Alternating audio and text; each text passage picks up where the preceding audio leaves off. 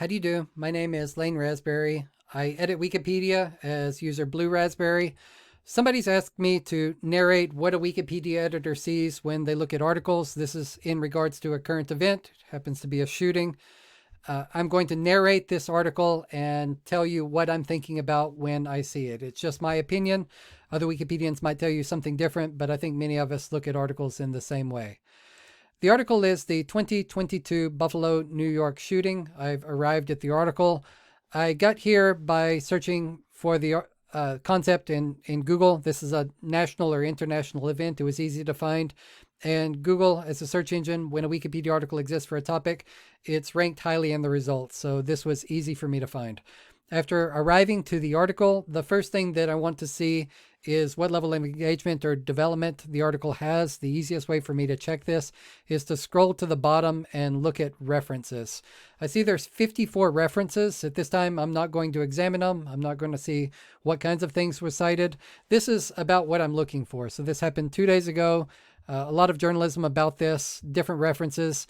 The only thing that I'm getting out of this is that I know that the Wikipedia editorial community is consulting with a variety of sources. I can see that some things are being cited multiple times, but there's many different sources. So without looking too closely at these, I'm just going to say, okay, this article must be off to a good start. And I bet there's lots of people editing it. I'm going to see exactly how many people are editing it. Anyone can do this. I'm not logged into a Wikipedia account. I'm not using any special privileges. I'm going to click on the View History button. And when I do this, I get to the log of all edits made to this article. It's a current event. It's receiving lots of edits right now. I'm going to look at the page statistics. Clicked on page statistics here. And I get these data visualizations of what's been going on with the article. There's 165 editors who have made edits to this point, 809 edits. And I see that the first edit was made 2 days ago by someone, happens to be a person who's prominent in editing Wikipedia articles about events and protests. This user's called Another Believer. If I were to click on this, why don't I click on this? We get to the person's profile, and I can read more about this person and what they do on Wikipedia or what they've disclosed about themselves. So back to the data visualization, I'm going to scroll down, and here's the visualizations that I want to see. Who are the top 10 editors by the count of edits? Count of edits are any change to the article that a person wished to submit. So if someone adds so much as a period to an article or corrects a spelling error, then they get an additional edit count. I'm also looking at the top 10 editors by the number of added text. It's not that I want to look at names, and it's not that I need to look up users here. I do see that the person who created the article, they added a lot of text when it got established. So good for them. They got the article off to a good start. But what I really want to see is a diversity of editors contributing to this. If 60% of the text in the article came from one person, then I would say perhaps the article is not balanced. I want to see a lot of users with a lot of edits.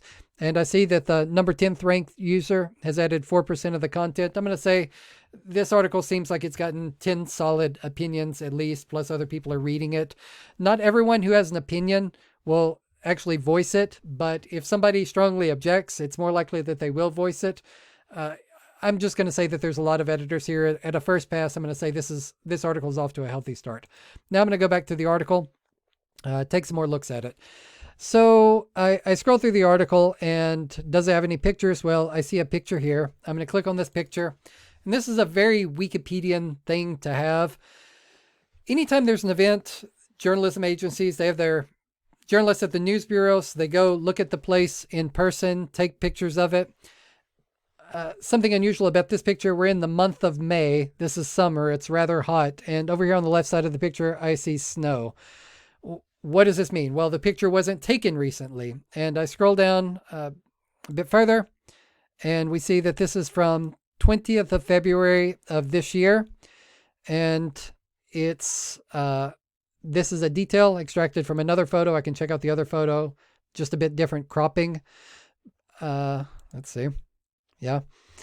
And we've got an uploader. So somebody took a picture, somebody uploaded this. Let's see. Excuse me. Okay, so here's the original photographer. So this person, they, in the same way that I showed that other Wikipedia editor profile, this is the photographer's profile, and they're talking about themselves. I don't know this person. I don't recognize the name. It's not important for me to, but they're the kind of person that would randomly photograph the parking lot of a supermarket, upload it to Wikipedia, and say, now I'm documenting something substantial and important. The point about this photo is that this is a chain supermarket. There's so many of these around the United States. I don't find anything particularly remarkable about this one, except that someone documented it for the sake of documenting society and culture. And when the shooting happened, we already had this image in our photo repository ready to be integrated into an article, ready to go. We've got copyright permission. People are free to share it. Wikipedia has this value. It's part of the open movement. We consider ourselves to be an open media community. And this photo comes with a copyright that says anyone can reuse it for free without further permission from the photographer, just so long as they give the person attribution credit. So I would expect that newspapers around the world that are looking for a legally licensed photo of where this scene happened, they're going to reuse this photo. It's available for discussion. And I know this is a pretty plain looking supermarket parking lot, but it does help to have pictures. People like to see illustrations, even off Wikipedia. And when we have these kinds of things, it facilitates discussion and makes these things more real to people. I'm going to go down to the shooting section and look for blue links. Any text in blue is a link that someone can click on and get more information. And I'm especially interested in odd words for specialized concepts, because I wonder how well they're covered in Wikipedia. Well, I know that there's a gun community in Wikipedia. So when I click on these Wikipedia articles for the guns, I know that there's going to be images.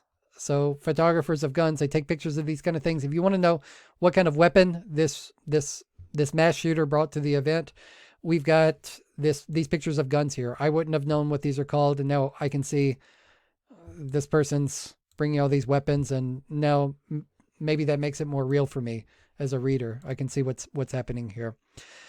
I don't know much about the city where this took place. So Buffalo, New York, it is a big city. So population of about 300,000, but I don't know the region, and I don't know anything about the area. So the person who's accused of the shooting, hometown of Conklin, I don't know anything about it. Population 5,000. We've got some information. Wikipedia's got that covered. And of course, these articles on these cities, these were developed years ago. This is what we have. This person went to a particular high school. I don't know anything about that. I could click for more information. The community college, probably more information about the community college than the high school. Actually, not much information about that, but such as it is, here's where the person went to school. And so there we go. Some information about the perpetrator. Social and ethical issue that's coming up. Many political commentators or commentators on ethics and journalism say that it's inappropriate to name the shooter and humanize them by saying their town, their biographies, or these kinds of things. Wikipedia, again, it's got this open philosophy, and where the balance of the Wikipedia community is following nowadays is to present rather full biographies of people, matching what information is available about them in third-party journalism that can be cited. So we name the accused, we give some information about their life. Somebody could ethically discuss this with the Wikipedia community. If there was an advocacy community that wanted to have a community conversation, that's on the table. The Wikipedia community would have these conversations. We have these community conversations internally among ourselves, but it might be nice to get expert commentary someday. This person wrote a manifesto, and let's see what we can find here. So they express support for far-right mass shooters, and we name these people. So again, we've got biographies of these other shooters who have done things and what they're about. If somebody wanted more information, we could click there. And here's something else. Other journalism outlets would have trouble coming up with those biographies. The manifesto promotes the white nationalist conspiracy theory of Renaud Camus. I don't know French, but it seems to be a philosopher. This person seems to still be alive. We've got a photograph of him, and it's saying what this person wrote about. I've never heard of them. I don't know anything about them, but here we go. So French novelist, conspiracy theorist, and white nationalist writer. So this is how the Wikipedia community has said is the appropriate identification for this person and the way to classify them. If anybody wants to know more about where these ideas come from, it's there available to read, and people can see these things. I don't know anything about it. I'm just looking at all of this. a few minutes before the video and talking through. I've seen so many of these. That's why I'm able to narrate this. So we see something about the legal proceedings, where it's going to happen, New York State Court, if somebody wants to see laws or things, or the courts. Here it is. The reaction section, I would expect this to get expanded. Every time there's some kind of terrorist event, you have political leaders, both at the local level and international level, who say something about this. Sometimes you'll have celebrity commentary. Wikipedia is a repository and a list of these kinds of things. It's the kind of thing that comes in the news, and if somebody cares about what some community leader says or what some national leader says, they'll add that to Wikipedia, cite their words, and then there's the record of responses here in Wikipedia. So you can think about who responded. You can think about who's silent about these things. At the bottom of a Wikipedia article, the Wikipedia makes these editorial decisions about what kinds of things seem similar. We have some other shootings, some ideologies, white genocide conspiracy theory came up in this case. And at the bottom of the article, we have some categories. I think it's cut off in the video here, but anyone can click on these categories like white supremacy in the United States and find articles that are classified as the same. So that's a narration of the Wikipedia article. Something else to watch, and this isn't very exciting right now, but I'll show you one more trick.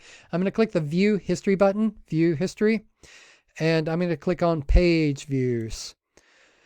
So this is popular in the media. This isn't a very good page view because you see it goes back a month, and this incident didn't happen a month ago, so there's not much to see. But over time, as the time passes, one will be able to see when does this event come into journalism, how long does it stay in the journalism, do the page views go up and down.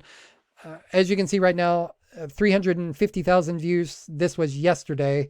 I would expect even more today. The first day, some people hear about it. The second day, everybody's searching about it. And of course, people come to Wikipedia for this information. So thanks for hearing me about this narration to the article. If you'd like to edit Wikipedia, articles like this are restricted to new users. People who have the rights to edit them have to have a Wikipedia account that's at least 3 days old and has to make at least 10 edits. That's not a very high bar to be able to engage in these kind of things. If you would like to edit the Wikipedia article, or you have critical commentary about it and you don't have permission to edit, you can go to the Wikipedia article, click the talk button at top, very active talk page. Anyone, a new user, can register an account, or you don't even need to register an account. Just show up to this talk page, click new section or edit, make whatever comment you want, and then people are continually debating different aspects of these articles. This is a bit heavy for me. Conversation can go in any direction. I can't quickly narrate this or tell you what's happening in these conversations. I can say that if you want more conversation about these kinds of topics, there's such a thing called wiki projects. You can click on any of these wiki projects and join in focused conversations with other people who look at these sorts of articles, if not this article itself, and participate in these kind of conversations. So if you have any questions, you can contact me, Blue Raspberry, on Wikipedia. You can also go to a wiki project and talk to other Wikipedians about anything you want. Thanks so much for hearing me out. Take care.